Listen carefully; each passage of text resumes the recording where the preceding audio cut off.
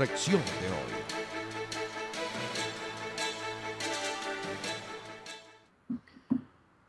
Tengo, mis queridos amigos, la percepción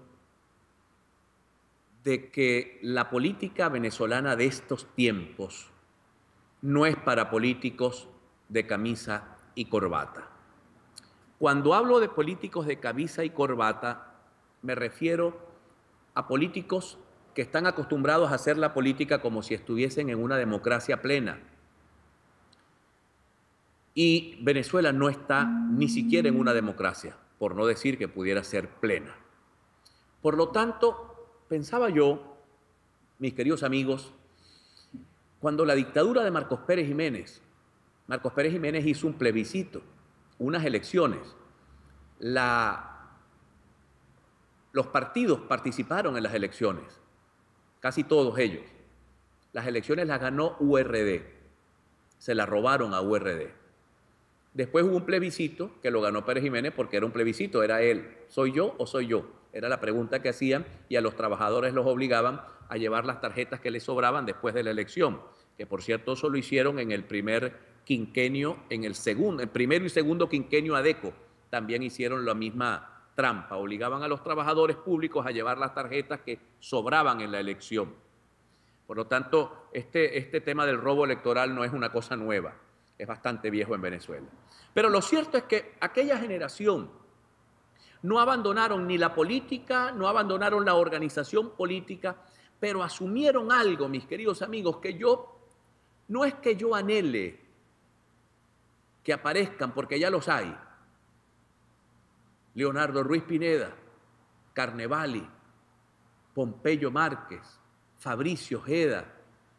Vaya, no nombro más para no cometer injusticias y omitir nombres. Estoy nombrando quizás los más importantes de la lucha contra el perejimenismo. Esa gente se la jugó todas. Rómulo Betancourt, se la jugaron todas, todas por todas. Abandonaron las corbatas y abandonaron los paltós y se fueron a la lucha de la resistencia y lograron armar una estructura política de tal naturaleza que cuando los factores se dieron, cuando se unieron los factores, cuando se alinearon los factores políticos y sociales, ya había posibilidad de tomar el poder. Y Pérez Jiménez, que también debo reconocerle a él, decidió no enfrentar a los venezolanos.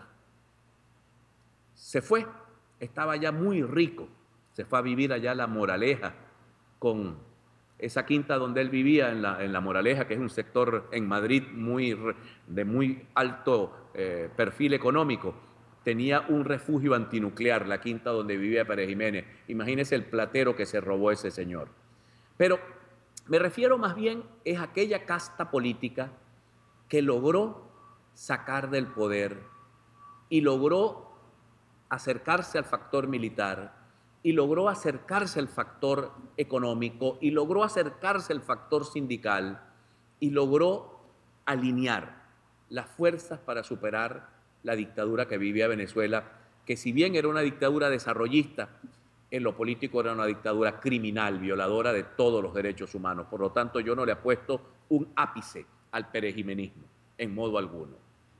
Pero sí quiero decir y señalar que los políticos de corbata y paltó, que son los que tienen la comodidad de los cafetines, de los restaurantes, que creen que la política se puede hacer desde un salón en un club, en este momento esos políticos no calzan. Esos son los políticos de los acuerdos subterráneos, pero no las de los rostros al viento. Y creo que necesitamos que la generación de políticos con el rostro al viento, con capacidad de jugarse a Rosalinda, de arriesgar de su pellejo, asuma el país.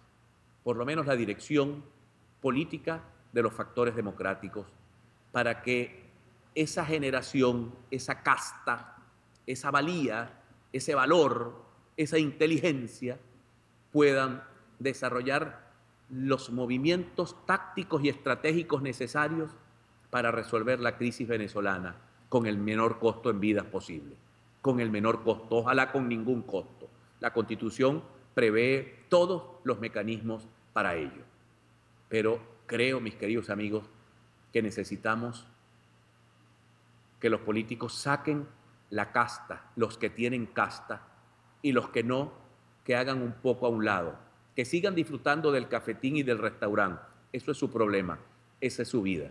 Pero hoy ellos no le responden en modo alguno a los intereses de los venezolanos que necesitan salir de esta gravísima situación. Usted que me está escuchando, usted que me está viendo, es quien debe hacer su propia conclusión. Yo solo suelto mis ideas acá. Usted decide a quién seguir, a quién va a acompañar, de acuerdo a su valentía, de acuerdo a su casta, de acuerdo a su capacidad de poner el pecho, de exponerse frente al país en defensa de los ciudadanos. Que cada uno haga su propia conclusión. Identificamos y ya regresamos. Ya regresamos. A punto con Juan Carlos Fernández